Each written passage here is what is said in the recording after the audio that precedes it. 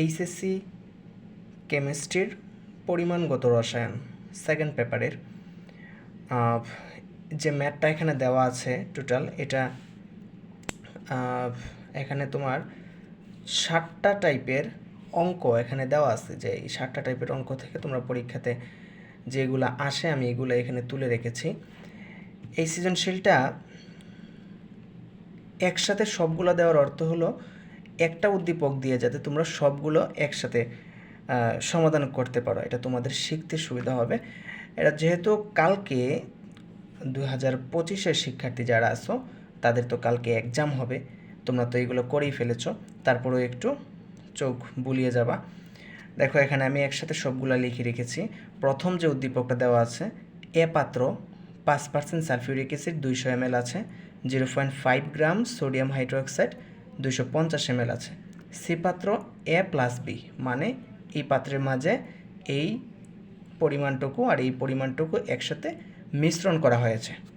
তো যাই প্রশ্নে কি বললো, প্রথম প্রশ্ন, এ দ্রবণের ঘনমাত্রা ppm এককে প্রকাশ করো। এ দ্রবণের ঘনমাত্রা ppm এককে প্রকাশ করো, এটা পরীক্ষাতে অনেক সময় আসে, ম্যাক্সিমাম বোর্ডে এটা পরীক্ষাতে আসে ppm এ প্রকাশ করা।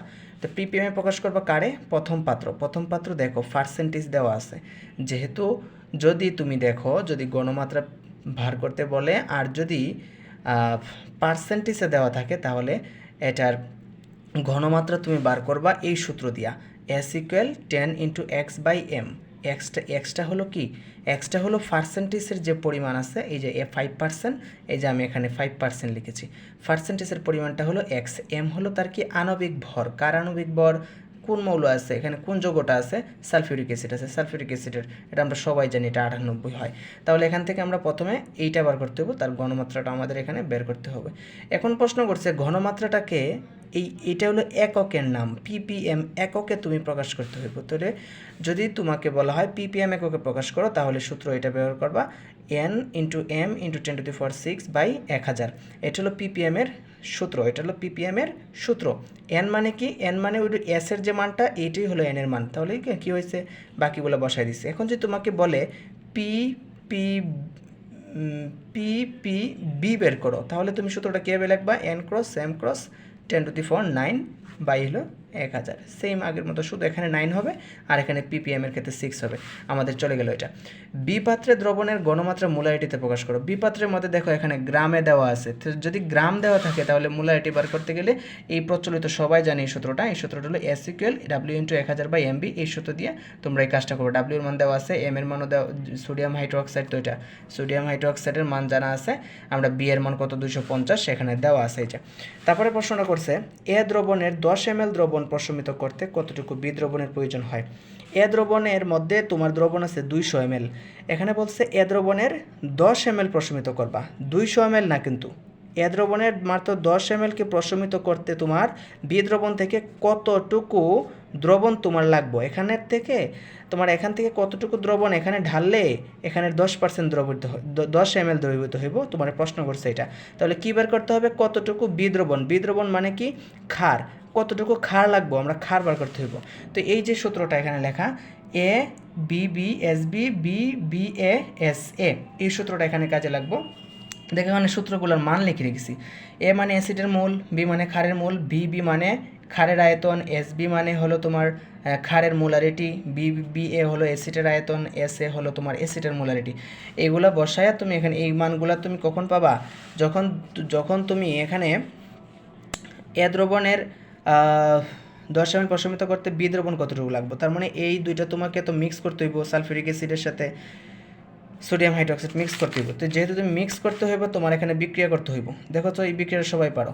তো দেখো এখানে অ্যাসিডের সামনে আছে 1 মোল, সোডিয়াম হাইড্রোক্সাইডের সামনে আছে 2 মোল, তাহলে এ এর মান 1, বি এর মান 2, এটা বের করতে হবে। এস বির মান কি, এই যে আখারের যে ইয়োটা গরম মোলারিটি, ওই যে আমরা বের করেছি খ নাম্বারে। তারপরে বি এ কত, বি এ মানে অ্যাসিডের আয়তন, অ্যাসিড কতটুকু ঢালবা তুমি, কতটুকু প্রশমিত করবা, 10 ml, প্রশ্নে দেওয়া আছে 10 ml, আর এস এ এখানে বাকিটা কাজ করতে হবে। এখন বিবি এটা বের করতে হবে। তো বিবি কি, এই যে এখান থেকে তুমি এই যে বিবি এটা রাখবা, বাকিগুলো এইদিকে ট্রান্সফার করে দিবা, তারপরে মানটা বের হয়ে যাবে। তারপর একটা দেখো প্রশ্ন, এইটা সবসময় আসে, এ দ্রবণকে কীভাবে সেন্টিমোলার দ্রবণে পরিণত করবা? সেন্টিমোলার মানে কি 0.1, তো এ দ্রবণ কোনটা? এইটা। এই দ্রবণে ঘনমাত্রা কত আমরা পাইছি? এই দ্রবণে ঘনমাত্রা 0.51। তোমার প্রশ্ন করছে এই দ্রবণটা কীভাবে সেন্টিমোলার বানাইবা। সরি, সেন্টিমোলার মানে হলো তোমার 0.5, আমি 0.1 বলে ফেলছি, 0.5। তো সেন্টিমোলার কীভাবে বানাইবা? এটা আছে বর্তমানে 0.51, তুমি এটা 0.5 কেমনে বানাইবা? 5.1 আছে, তাহলে আরও কমাইতে হইব, ঘনমাত্রা কী করতে হইব? কমাইতে হইব, তাহলে পানি যোগ করতে হইব। তাহলে কী করতে হবে? এখন আমার B2 বের করতে হইব। এখান থেকে লিখে রেখেছি সেন্টিমোলার, ডেসিমোলার, সেন্টিমোলার, মিলিমোলার, কোনটার মান হয় এগুলো লেখা আছে। S1 B1 S2 B2, তো B2 সমান আমাদের বের করতে হবে B2, কারণ কইছে এখানে তোমার কি বলছে এখানে যে কতটুকু কাজ করতে হবে। সেন্টিমোলার বানাইতে গেলে কীভাবে বানাইবা? সেন্টিমোলার বানাইতে গেলে তোমার V2 দেখতে হইব কত, তো B2 মান হলো এত, পানি যোগ করতে হইব,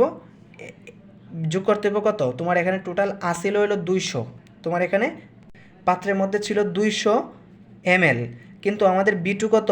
10,200 ml, তার মানে কি এখানে B2 অর্থাৎ তোমার এতটুকু পানি থাকতে হইব। এতটুকু পানি যদি তোমার এখানে দ্রবণের মাঝে, এই দ্রবণটার মাঝে যদি এতটুকু পানি 10,200 ml পানি যদি এই দ্রবণটার মাঝে থাকতো, তাহলে তোমার এটা সেন্টিমোলার হয়ে যেত।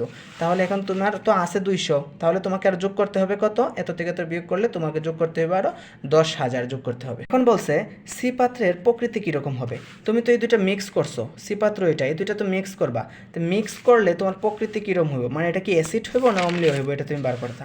তো এই ক্ষেত্রে তুমি প্রথম পাত্রের তুল্য পরিমাণ বার করবা। 200 ml এত মোলারিটি ছিল সালফিউরিক অ্যাসিড। দেখো এখানে এত গুণ করবা, শুধু আর কোনো কাজ নাই, এটা গুণ করবা। এখানে 2 যে পাশে আছে, পাশে 2 থাকার মানে কি, এটা হলো হাইড্রোজেন 2টা আছে এখানে, এই জন্য পাশে 2 গুণ করা হয়েছে। মনে রাখবা সালফিউরিক অ্যাসিডের সাথে 2 গুণ করতে হয়, তাহলে বাকিগুলো কি 1 মোল সালফিউরিক অ্যাসিড, তাহলে এটা গুণ ফুল করবা। সেমভাবে বি পাত্রের তুল্য পরিমাণ, মানে এত ml ছিল, এত মোলারিটি ছিল, সোডিয়াম হাইড্রোক্সাইড ছিল, এখানে কিন্তু 2 দ্বারা কিছু গুণ করতে হয় না, কারণ এখানে এটা হাইড্রোজেন একটাই ছিল, এটা শুধু গুণ করে এত বাড়িয়েছে। তার মানে ক্ষারের পরিমাণ হলো এত, অ্যাসিডের পরিমাণ হলো এত, তাহলে অবশিষ্ট অ্যাসিড এখানে বেশি রইল কোনটা? বেশি হয়েছে তোমার 204, এখানে মাত্র ক্ষার হলো মাত্র 62, তাহলে বেশি থাকবো কে দ্রবণে? বেশি থাকবো হলো অ্যাসিড। কতটুকু বেশি? এতটুকু বেশি, তা দ্রবণের প্রকৃতি কী হবে? অম্লীয় হবে। তাহলে এটা আমাদের চলে গেল। দ্রবণের প্রকৃতি বের করা শেষ। এখন বলছে সি দ্রবণের মিশ্রণের ঘনমাত্রা কেমন হবে। এই যে তোমার বলছে সি দ্রবণ বলতে মিক্স করার পরে এটার ঘনমাত্রাটা কীরকম হবে? মিক্স করার পরে বের হয়েছে কি? অম্ল বের হয়েছে, মানে শেষ পর্যন্ত পাত্রের মধ্যে কি রয়ে গেছে? অম্ল রয়ে গেছে।